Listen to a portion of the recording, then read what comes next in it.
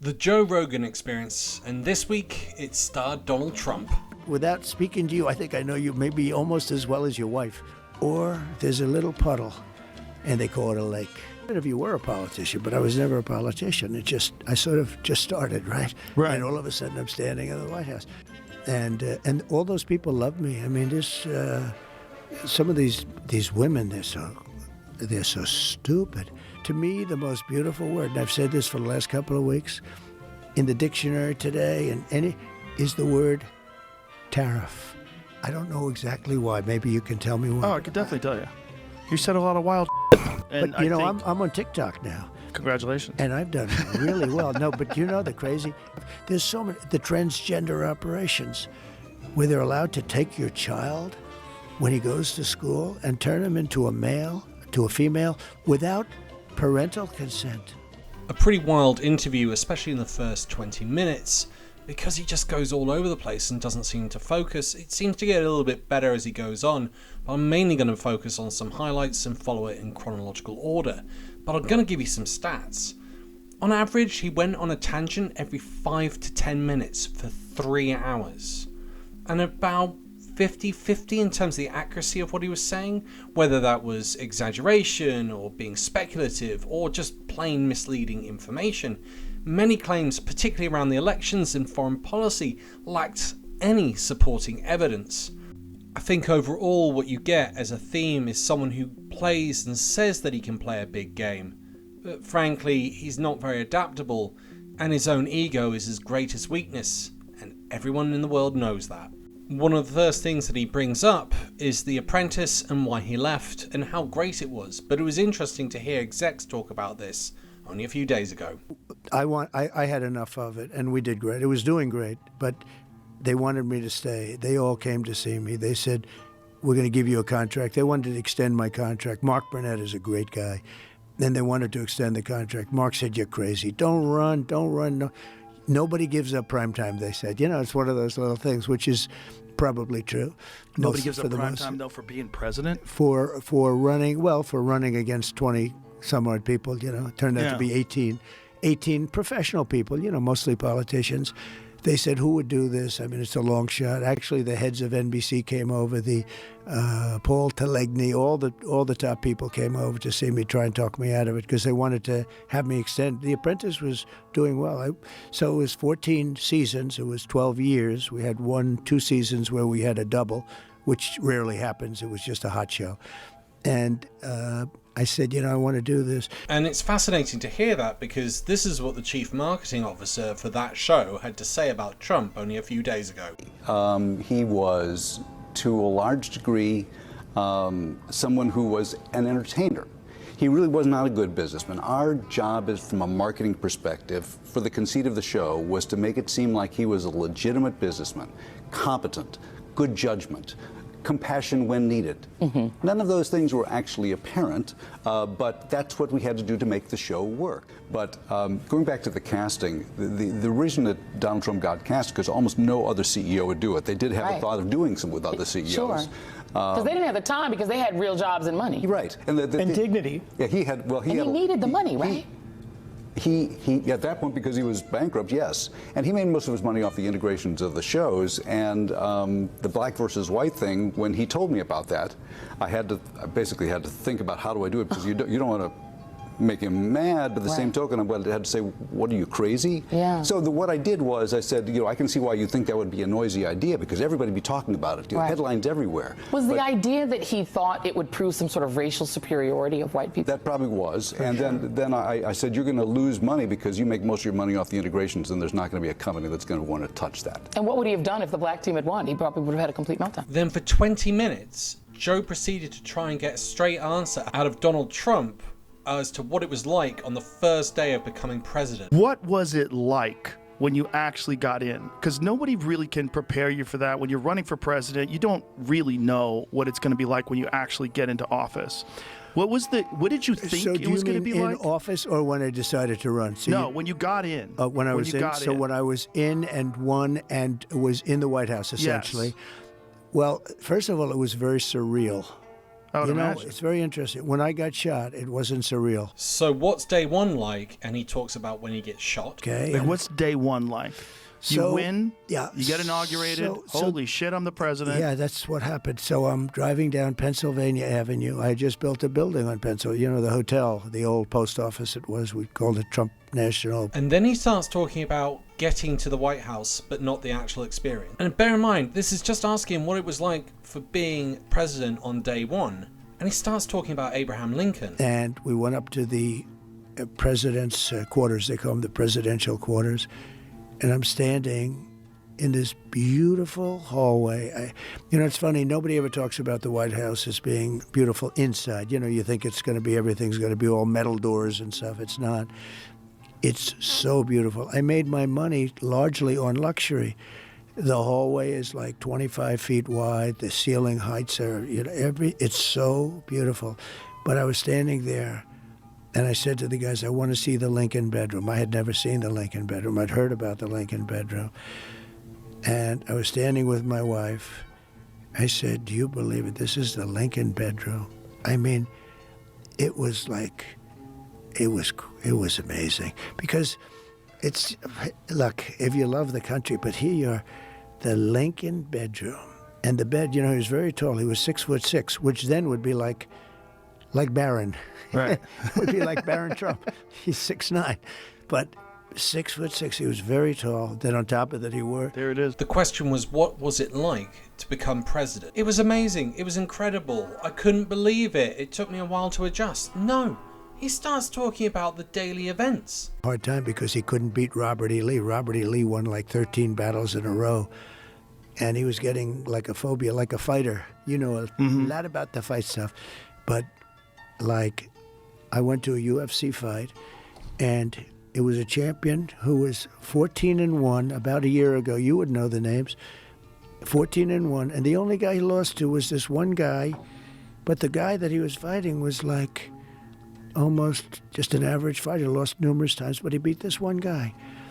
So I said, okay, I really don't know who you're talking about. I'm trying to. I will figure it out. Even Joe is stumped at this. It's so wacky and on such a weird tangent, which he calls weaving and does give a bit of a description of later on in the video. Okay. But about a year ago, but the point is that he lost. He wasn't nearly the fighter as the one, but the one who was not nearly the fighter had beaten. He's the only guy that beat the champ like 5 years before. And I said, I'll take the guy that won the other fight. And that's what happened. He beat him a second time. Sometimes Lincoln, psychological advantages. Yeah, what is this crazy thing? What's that got to do? What has any of that got to do with his experience on his first day of becoming president? You tell me. But I wasn't a Washington guy. I was a New York guy. I was a New York builder, and I built buildings in New York, and I knew that whole world, but I didn't know the Washington world too well. And all of a sudden, you're supposed to be appointing top people. So What did you think it was going to be like? Versus, like, did you have any ideas of what it was going to be like, and what was different? well, I was always involved in politics, but usually from the standpoint of a donor. I Right. was a donor. You know, I was a big donor. I gave money to politicians. So note that he's just described himself as someone who doesn't know much about politics, and he's gone in as president. Then have a listen to this, his description of appointing people, and the people that you should or should not choose when you're going in as president. So it's 8% no admirals, 8% generals, and 92% politicians. You know, they're politicians and they go on. So they never had a business guy, or they never had a guy that wasn't elected to an office. They were all like Ronald Reagan was really, he was a movie actor, and then but he became the governor of California for, I think, 2 terms, and then he ran. Not quite true. Harding had been in the cabinet, but actually had never been in elected office, and was more renowned for being a businessman than he was to being a politician, and he won the presidency. So, not true. But it's very dangerous to pick somebody outside of a politician, because a politician's been basically vetted for years. Right. You pick a business guy, and they've never been vetted at all, and they're, you know, the head of a big company or something, but they've never been vetted. You know nothing about his personal life. You know nothing about Right. where he's been.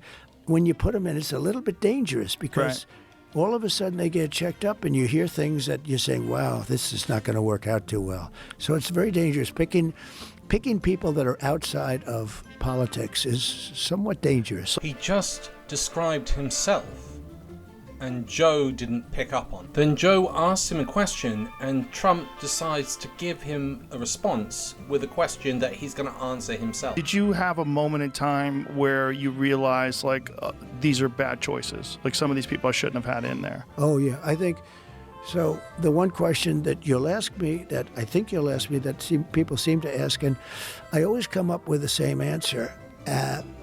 The one mistake, because I had a lot of success, great economy, great everything. Everything was great. The military, we rebuilt it, biggest tax cuts in history, all this stuff. We had a great presidency.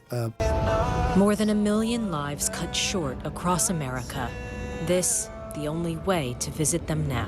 One of the highest death rates from COVID, that's what makes him great? Have trial by combat! Or winding up a crowd and launching him at Congress because he didn't like the results of the election.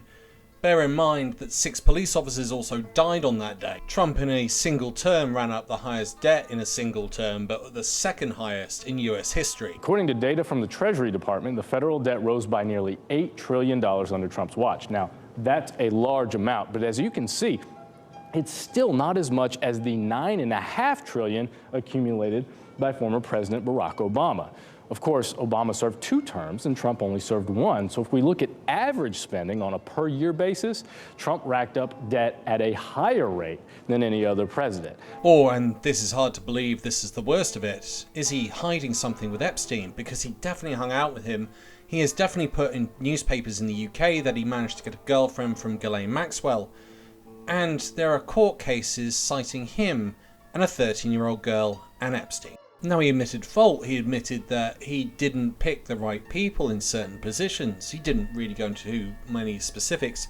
What he did do, though, was confess as to where he was getting his political advice from. Bolton was an idiot, but he was great for me because I'd go in with a guy like a John Bolton. You know John Bolton. A friend of mine called me up. I was picking Bolton, and he's a very smart guy. His name is Phil Ruffin. He's a very rich guy from Las Vegas.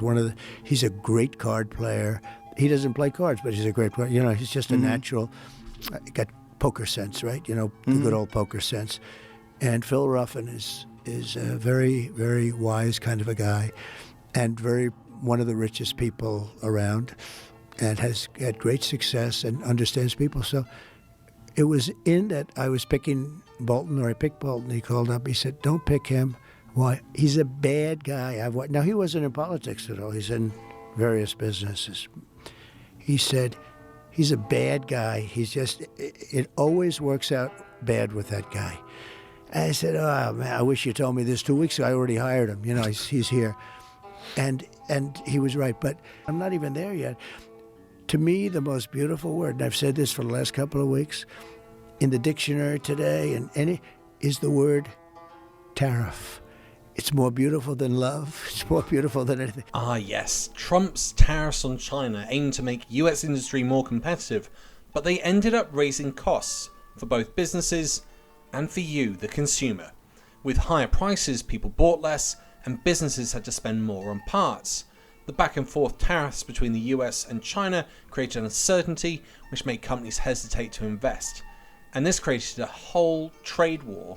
And that didn't just hurt the US and China, but it slowed down global growth and their global economy by about 0.5%, which some estimate at about 400 billion. And as a Brit and historian, we also know it's stupid because of the Corn Laws. After the defeat of Napoleon and the Napoleonic Wars ending in 1815, Britain faced an economic downturn, and there was fear among British landlords that their cheap foreign grain would flood into the market, lowering their prices and hurting domestic agriculture. So they bribed politicians, and they created the Corn Laws, which were passed to keep grain prices high, with tariffs. But instead of it being a good thing, it raised food prices, which then went on to consumers who couldn't buy goods. But it also meant they couldn't buy from Europe, and because Europeans were already poor from the Napoleonic Wars, it meant they couldn't buy British goods, and so the economy went into a downturn. Tariffs aren't always good.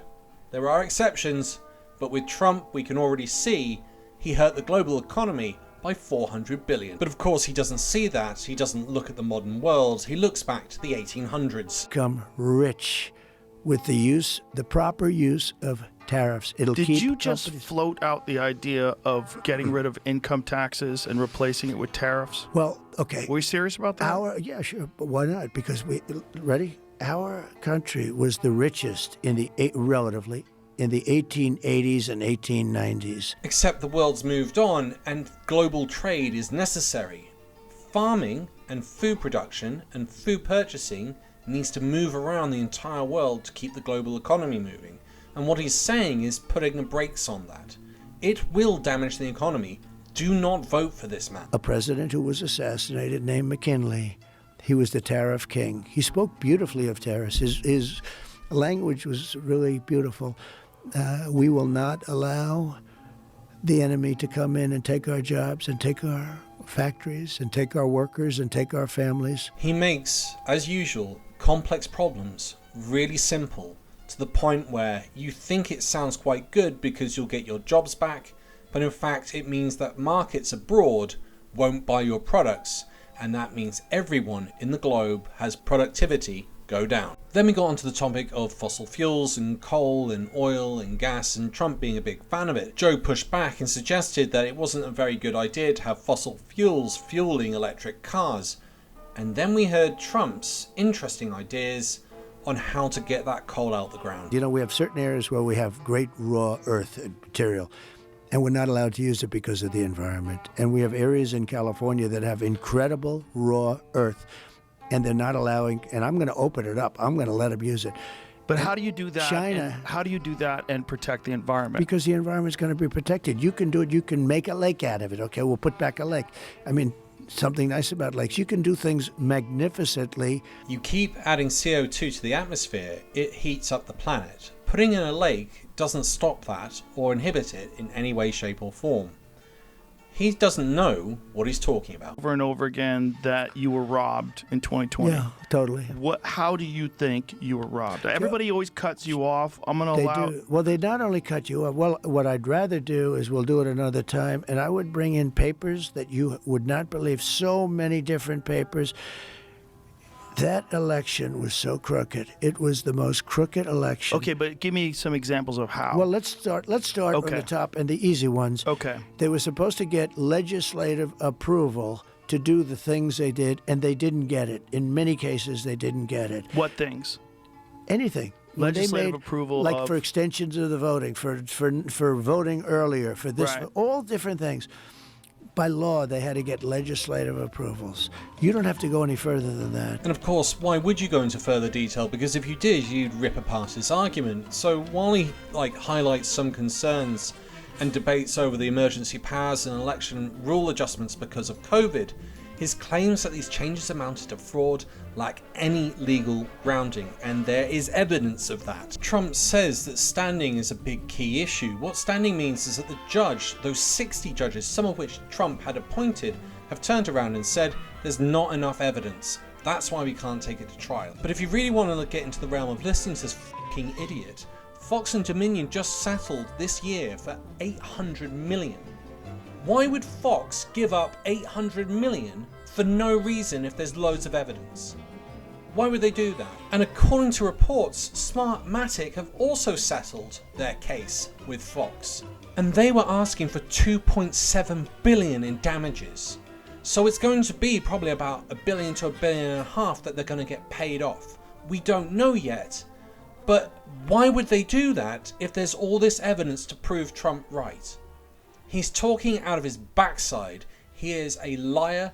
He's a cheater. He is a nasty piece of work. And if you've got any sense, you will not go near this man. You will not let your children near this man. You will not give your money to this man. And you certainly won't be giving your vote to this man. This has definitely been one of my longer videos, but considering this was 3 hours long and I've put in a little bit of history and facts and pushed back on what he had to say, I think I've done a pretty good job. If you like this video, hit that like and subscribe button. I assume you do because you got to the end. And for all my Patreon and YouTube subscribers, thank you so much. If you'd like to become one, hit that link in the description. Or you can buy me a coffee. Once again, thanks for listening. Bye for now.